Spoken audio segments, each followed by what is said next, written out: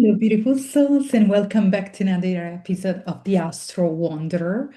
I cannot believe we're already on episode 20th of this sixth season of the podcast since I rebranded into the Astro Wanderer. It's amazing, like the journey that we've been on, and I'm gonna do something special, like, but for our 30th episode because I'm so embodying the number three this year, with me being in my 30s, but reaching 33 this year, dividing my summer into three chapters, and the number 333 keeps coming up for me. So I really will do something special for episode 30th. But I just wanted to mention because 20 episodes since I'm back and I'm loving it. I completely rebranded into astrology and how to use astrology in your day-to-day life, which is my main mission. And I'm so excited to have you here. So welcome back wherever you're watching from. If you watch on YouTube, make sure to subscribe. And if you are listening to whichever platform as well, follow, leave a review. That really helps to grow the show and to connect with more people that need to hear this and need to use astrology as their compass in their day-to-day life. So, yes. And if you're not subscribed to my newsletter yet, go do it now because I have special events only for people that are subscribed to my Dreamers letter. I have astrology updates, some ritual, and so much more. So that's where all the magic happens, especially now that I'm on a social media break. So go there, subscribe to the Dreamers letter. The link is in bio. And then let's get this started. As always, take a nice breath, get a sip of your drink of choice, and let's do it.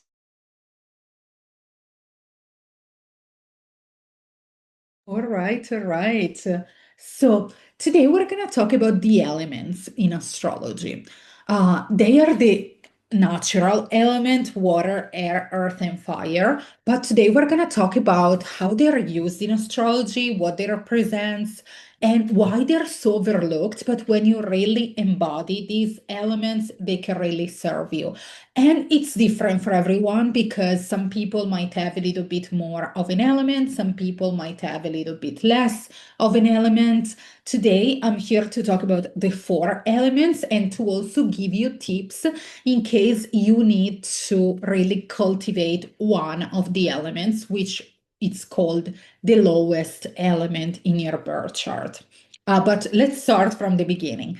First of all, if you go on astro.com and you create your profile with your birth chart, that's what I'm going to refer to today. So I highly suggest you to go on that platform, that website, because it's super, super easy. You have the wheel of life that it's your birth chart, and it's actually super easy to find the elements. Because when you look into astro.com and you find your birth chart, the wheel of life, that it's your birth chart, if you actually look at the bottom of like this birth chart, you see the wheel, not at the bottom, on the left hand side, you see like your name, your date, you go a little below, you see all the planets, and next to it, it tells you the sign that it's in with the number that it's a degree. If you go below that, you will see a timetable with it's like 4 per 3. From one side, you will see FEAW, which is fire, earth, air, and water. And that's where we refer today. You will see like little planets in there. And you, even if you don't know the planets, that doesn't matter. If you don't know the symbol, just count for each element how many planets you have in that. Maybe you see like three signs, maybe you see four, maybe you see one, maybe you see zero, maybe you see more. Just count that because that's what I'm going to refer to in this video, talking about the elements. And the one that you have the lowest amount, like the lowest count, the lowest number, it's the element that you need to cultivate, that you are here to cultivate more. And so when I will talk in the part about how you cultivate that element, that's the element that you need to look forward to. As always, if you need any guidance, make sure to comment here on YouTube, on Spotify, and send me an email so I can support you further. So let's start with the elements. So we have four elements in astrology, but also in nature, and are water, air, earth, and fire. In astrology, each element represents something. To give you like a quick representation, water represents the feelings, the internal world. Air represents the intellect, the mind. Earth represents the practicality and also your body in a way. And fire represents the energy, again, also your body, your energetical body. So these are the four elements. And right now we go deep into like reflecting on those elements as well. When you have those elements in balance, when you have a lot of water in your birth chart, you really may feel very sensitive. You are a person that might cry easily, that it's when she's upset, when they are upset, they might like second guess themselves or they don't talk about that as well. They might feel like they have instant reaction. Like think about all the feelings. Think these people might be like with this higher element, might be more practical, might be hypersensitive. This we are talking all about the feelings, the water. They are fascinated about water. Maybe they like to be around water. Maybe they really need water to suit themselves. They are fascinated to all that is feel that provoke feelings that can be music, art, dance, all these sort of things. They really are good at observing people. They really are good to go deep. They are also very flexible. They can change plans. They are really like, imagine a fish in the water. That's really, really important. That's really important for water to like really have those feelings. Like water at its best, it's really good at exploring the feelings, identify their feelings, and go ride the waves of their emotion. That's water. If we talk about air, it's about using your voice. It's about articulate. It's really about like be very talkative, very communicative. Maybe like they're good at asking questions. They're good at observe, analyze, find the words easily. Maybe these are the writer, the speakers. If you really are good in the air element, you never get bored. You are always like studying something, you're always doing something, you remember things, you're also very good at changing plans and going, following your interest. And to be in harmony as well. Air needs harmony as well, if we talk about Libra. So air at its best, it's really able to speak their truth, to really laugh, to really feel like they are very good communicators and they are channeler as well from the universe.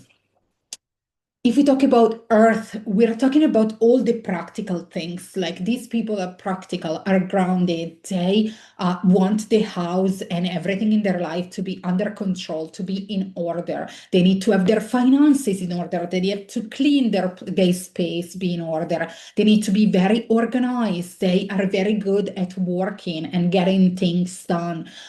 They like a little bit too much to be in control, but they really need to be like grounded to feel like they are here in this body. Nature is very important to them. Food, using all the senses as well. They're also very good or very oriented, goal oriented. They're also very solid, stable. These people that you know you can rely on.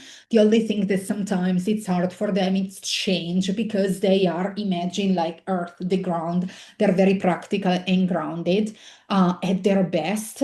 And they're really good at acknowledging strength as well. So this earth energy, it's very important.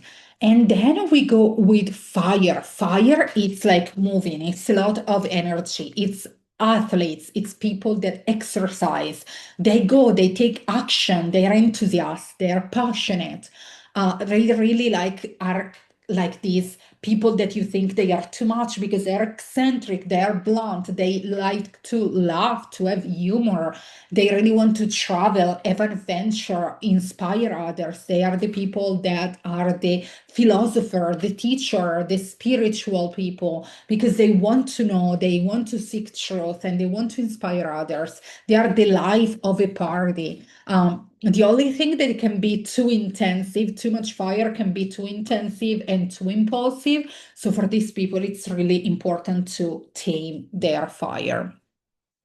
But at their best, they are really here to transform as well. So these are the four elements and what they represent in astrology. Now I'm gonna go through each element and really tell you what if you have too much of this element, or if you need to cultivate this energy as well. It's very important to cultivate that. So let's start with water as well. So if you have too much water, you might feel like you are too into your feelings, like you are suppressing your feelings, you are escape for your feelings because they feel like they are too much. You might not have any boundaries. You might just go with the flow to the point that you feel lost in the sea and you have no way to return. You are really like, you can have like a lot of like escapism, like out of your body, dissociation, and all of that. You can get caught in all that is shadow, death, depression, all the things that the fear as well of losing, the fear, like some phobias, paranoia. This is really, if you have too much water, you can be also hypochondriac. You get sick a lot because you like try to escape the body, and then obviously the body needs also care as well. If you are low on water, instead, to really bring some water in yourself, it's your lowest element. I highly suggest you to first of all go close body of water, like the sea, the ocean, the swimming pool, even lakes, rivers. Go next to the water, take a lot of showers to be able to activate the water element within you. You need to cry if you don't have enough water. I know it's hard for you to cry, but just try to watch like sad films or to listen to very sad music that evoke that sadness within you, because crying it's also important. It's the rains of the soul. So it's very important for you to really cultivate there. Also, it's important for you to cultivate grounding practices, but also to like go to certain techniques like can be yoga, tai chi, meditation, to help you like feel into your body and feel into your feelings. Also very important for water like people, when you cultivate these feelings, also remember to set boundaries and to like cleanse your energy. Like water is a good way. Just take a shower, a bath, rinse yourself, because when you open yourself to feel, you might feel not only your feelings, but the ones of other. So it's really important for you like to have that also like spiritual, emotional hygiene. All right, then we go to air. So if you have so much air in your birth chart, that if that's your highest element, you might feel like you are like flirtation, very flirty. You are always up in your head. You are constantly changed from one thing to another, and you are like can appear a little bit flaky because you are just like moving too fast from one thing to another. You might omit thinking. You might not be good at communication to the point that you might lie as well. You might fall into codependency as well with other people. You might feel like that you know it all and you want to like um you feel like a little bit entitled because you think you know it all, and you might feel like left out, like people are talking behind you. Gossip, it's a low side as well. If instead you don't have so much water in your birth chart, what's most important for you is to cultivate your voice. You can start through your journal and start journaling all your thoughts and your feelings. You can start by asking questions to people to really talk. And you can start cultivating your voice by singing, chanting, talking as well. Maybe you want to take a speaking class. Maybe we want to start a podcast. My lowest element is air, and really writing and starting a podcast was really a good way to cultivate my voice and cultivate my air element. Um, and also listening, it's very important because sometimes you might cultivate your voice, but then you lose the power of listening, which is as important as speaking. Then we move into earth. So if you have if you have so much earth in your birth chart, that might apply into your life, like you eat too much, you put on so much weight, or don't eat enough, you exercise too much to the point that you are controlling through food. You are controlling your body. You are never like happy with your body. You are constantly criticizing yourself. That's like your self-talk also is not good. You might appear confident, but in your head you are at war with yourself. You hold back feelings. You really go into full on into work. You become a workaholic to really not think about other things. Also remember that you are a human being, not a human doing. So yes, work is important. Yes, having money, controlling, having your life in order, but also like we have to go to the other side, like go with the flow a little bit. You cannot control everything in your life. If instead earth is your lowest element, you need to really connect with earth, with nature. But if for like Pisces, what's the water? For you, it's earth. Put your feet on the ground, go hug a tree, like really bring, like use all your senses, become really essential being, connect to all your senses to embody the earth element, and also through food, cooking. That's really important. Also connect to the earth side of practicality, like start routines, be very committed and very like diligent in that. Bank account, balance your money, make it spiritual if you feel like it, but really it's important for you to really bring some plan and control and structure into your life.